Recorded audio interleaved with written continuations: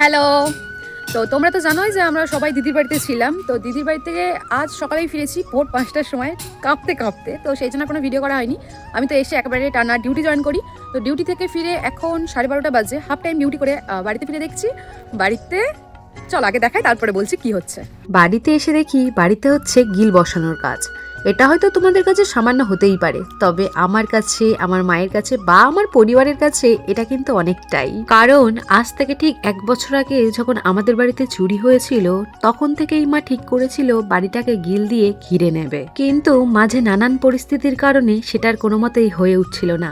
আর গিল বসাতে তো আর একটা আধা টাকা লাগে না, টানা 20 থেকে 30,000 টাকা খরচা। তবে আজ ফাইনালি সব বাধা পেরিয়ে আমার মায়ের এই ছোট্ট ইচ্ছা বা স্বপ্নটা পূরণ হলো। ওই যে কথায় আছে না, দেরিতে হবে কিন্তু একদিন ঠিকই হবে। আর আমার এই ছোট্ট আনন্দটুকু তোমাদের সাথে শেয়ার করব না, এখন তো তোমরাও আমার একটা ফ্যামিলি। যাই হোক, তোমরাই জানিও কেমন লাগছে। আজ আসলাম, বাই।